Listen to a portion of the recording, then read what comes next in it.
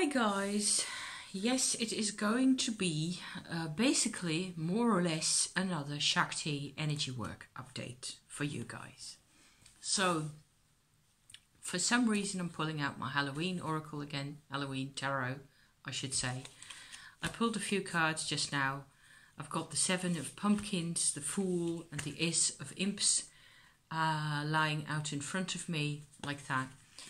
And maybe that applies to what it is that I will want to be doing, because it's easy for me to be distracted. It's that time of the month, so I tend to, be less brainy than I want to be, basically. And that is really what my Shakti energy, Kundalini energy, if you call it that, is really kind of messing with. So I'm not going nuts. I promise, I'm not going nuts.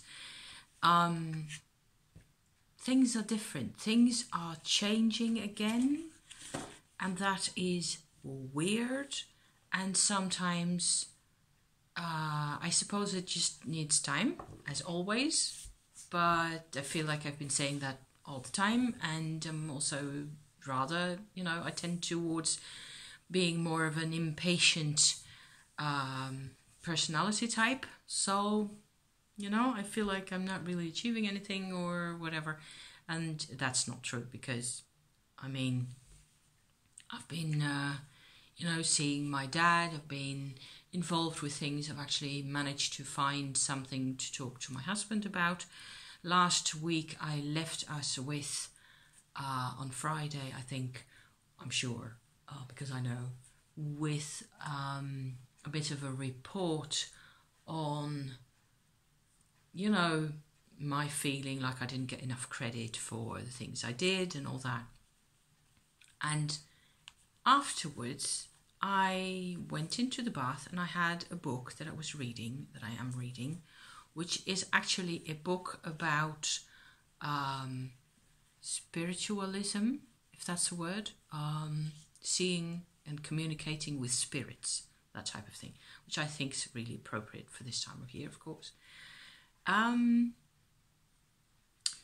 It's a Dutch book, so I can show it to you, but it won't really serve much purpose. It's rather an academic treatise about those things, and he writes really well, and it's also a bit old school and a bit stiff sometimes, so I just have to plough on bravely.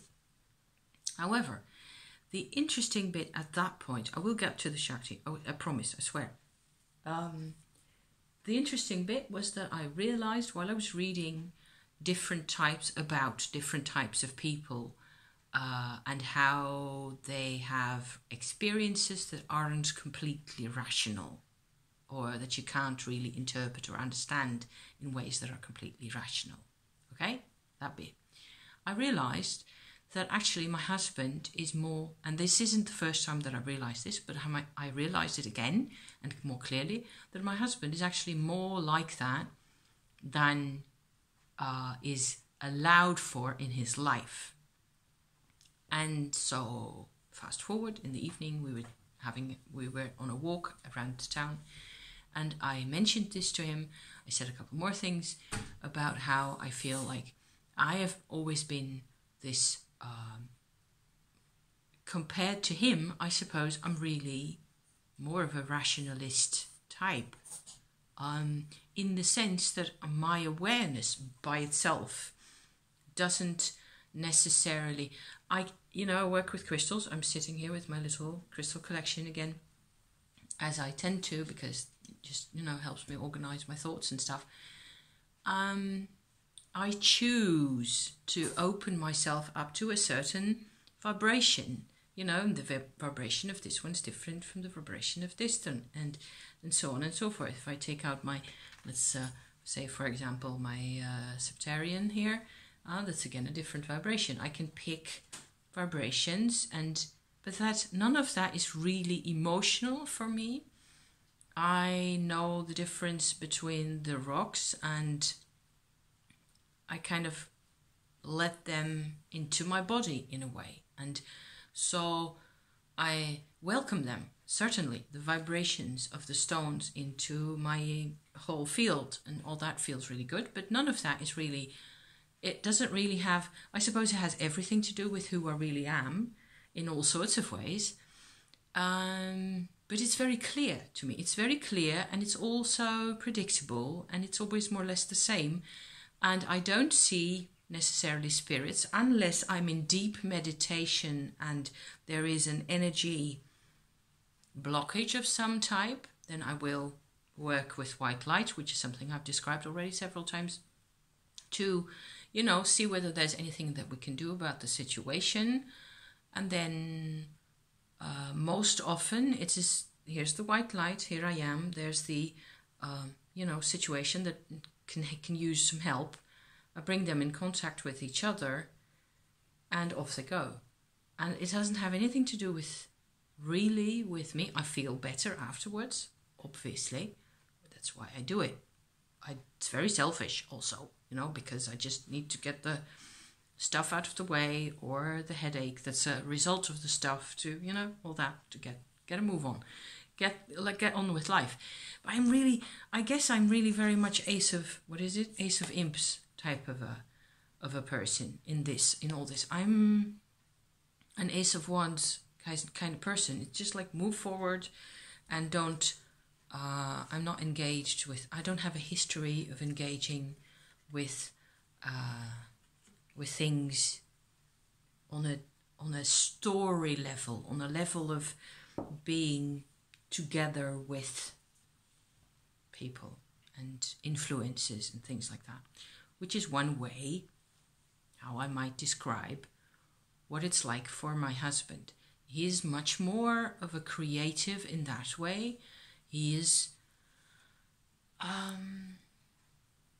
his way of processing is he's very, very emotional on the inside in a very direct way. You could say that is a way of living that is like that of a child before, say, 7 or 8 years of age.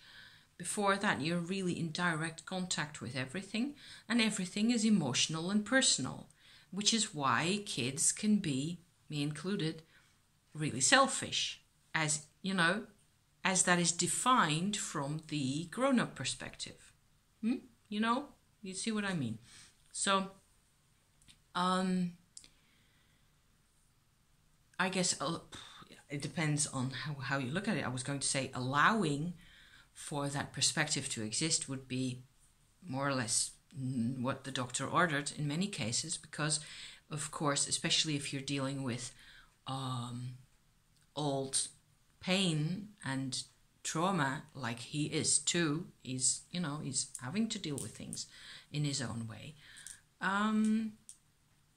then of course that perspective has to have a voice, and it does have a voice, and it has had a voice in his life before now, especially with writing poetry and looking for, you know, those types of ways of expressing himself. But it's like, especially in the day job, there is never enough space and time. But it's also it depends also on how he views himself, basically. As now, he was really happy because of what I said, which was to basically acknowledge the difference in perspective, that he's not like me like that, and I do not necessarily have the same type of need that he does, but he does have this need to experience the things in the way, or maybe the plural, the ways that are really natural to him, and they are much more natural, closer to nature. And that is, there is a lot of it's so hard to describe this world that you're in when you're a kid like that. Just, it is a child perspective basically, and you are looking at very personal, often clear, simple reactions to things. Also expressions of imagination, fantasy, that are all, it's all interwoven. There's no hierarchy of which emotions are more important than others, for example. in that world, in his personal, real life. And I said that life needs more space. And he said, okay, I want that. In more or less, not really in words, I think, but in his mood, certainly the rest of the weekend. It was like he got a chance to be this person, and it shows in him being happy and just generally, up for things and having a good time, and also being able to pay attention to me. And so, of course, I got my periods 24 hours later, and he was really, very supportive, as I know him. This is the guy that I really know and love, and that I cherish in my life, that I want to be around for as long as possible, is a human being. Whereas the character that I was dealing with earlier during the week is actually what you get when this inner self side, this like inner child self side, if you like, is repressed beyond endurance. Because he already does that himself. And that's what we agreed on, which it turned out that it was like. He's got too much pressure going on. And because he has never sort of put fuel in the tank of the inner child enough. He's never really realized how important that is to him. And then if he realizes it, then all the rest of it's like he's kind of inflating with warm, healthy air from the inside, and everything outside him that tends to press down on him, work-wise and all that, just sort of is moved, it's shoved outwards a bit more, because he's expanding from within his true nature, which I think is quite cool and awesome, to be part of in this whole story. So that was actually part one of what I was wanting to talk to you guys about. And in the middle of all that, there has been a huge heap of Shakti energy coming up through my whole system and demanding attention as well. So I had to tell you about husband first, because it was where we left off last week. And I want to talk about the mushrooms and all the rest of it, but it's just completely irrelevant at the moment, even though we went to the forest yesterday and had another tremendous long, beautiful walk in the rain, basically. It wasn't like pouring down, but it was raining most of the time. And the whole forest was drenched, and there were a million mushrooms everywhere, and I took a million photographs, and it was a lot of fun. So all that was great, and I had, a couple of other bits and bobs here with my Hepta, my 7-sided runic cards oracle deck business that I'm working on. I'm having a lot of fun with this, but I will have to talk to you about this later, because Shakti, I will get back to the Shakti. I have to. I have been working with the Shakti energy for 10 months now, I suppose. October, 10th month. I started in January 19, and it is becoming, it's coming to the stage where the Shakti energy is more or less everywhere in my system now, like it was everywhere, but it is, the thing is, it is getting priority over other energies. So what that does is, now I have managed recently to have access for the Shakti energy, the Kundalini energy in my senses, so the eyes and the ears and all that. That's progressing forward still fairly slowly, I think, and slowly but surely it's doing what it's supposed to do. But it's also gotten to go into my whole, frontal cortex, that type of thing. And what happens is that keeps me awake in the night, which I really don't like, because I end up sleeping at some point. But the past 2 nights have been really marked by like a constant, it's almost like a buzzing, except it's a feeling of a vibration all over, of this fiery Shakti energy that is all over. So it can be, the thing is, what I'm trying to get to here is that I am finding out again not to resist it, because that's when I get in trouble. Then the first night of the two, so the Saturday night, I just had gotten my period and then my belly was aching a bit, and it wasn't even that bad, and I just had this prolonged sense of being on fire, and it just kept me awake because I was resisting it. I was wanting to ground and relax and breathe and go into silence and all those things, and none of it was working. None of it. I was just driving myself bonkers, basically, and so keeping myself awake. So last night I was going for the same scenario again, and I went like, okay, I know this is not the way I want this to be, because I don't want to be awake until 2 o'clock every night. That's not going to float my boat right there. So I ended up deciding that, okay, so this is inside my brain even. It's inside my skull. I can feel almost like I'm shining in the dark. My brain is, shining through my skull, whatever. And it's not unpleasant. The thing is, it doesn't hurt. I swear to you, it doesn't hurt. It's not unpleasant. It's just different. It's different from what I'm used to. And that's really a big deal. Because I try to always, because that's how I was, where I come from, I try to control it, to direct it, and so far inside of, along the spinal column and in the heart areas and in the, the solar plexus area and all that, I've had to sit very close to where, there was an energy that needed more Shakti to go in, and another part that the Shakti was coming from, and then sort of bring them together and sit there and make sure something happened. This is the actual opposite. So in my brain, I just have to, and I ended up deciding like, okay, well, apparently, again, it knows what it's doing, so just let it do.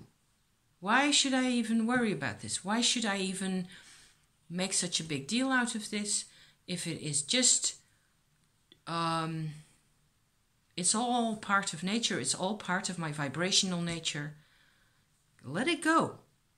Just let it do its thing right there. And I fell asleep, of course, because that's what happens to me. If I stop being this control freaky ass of a, niggling police officer inside my own life, if I just give it all away, then the goodness comes back to, in this case, in the form of sound sleep. So it was kind of tricky, and I maybe that I've overcome it right now, and that I'm okay now, and I should be okay. As far as sleep goes, of course, falling asleep is a test, right? If you fall asleep, you're doing it right, and so yeah, should be okay by now. I think I got the idea now that where exactly in myself it is that I tend to sort of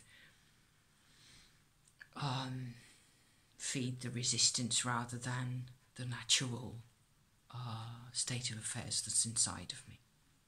Weird, because I'm not in pain and none of it is really bothering me in any way. It's just different, which will eventually, I think, lead me on to another subject that's very dear to my heart, which is personal sovereignty again. And I think I will save that for the next episode. So, because the Shakti bit is actually this bit. It's actually how also the pattern in my life, the way I behave, the way things go, energy-wise, emotionally, all of it depends if there's somebody else around who's changing, and my attention goes to him then, and everything inside me just comes to like a halt at the point I was at. So then I have to kind of find my way back through the mushrooms and the cards and all the rest of it and all the other things that we did and talking to people and all that. I have to sort of extricate myself again to see, like, okay, where was I at? What was I doing really?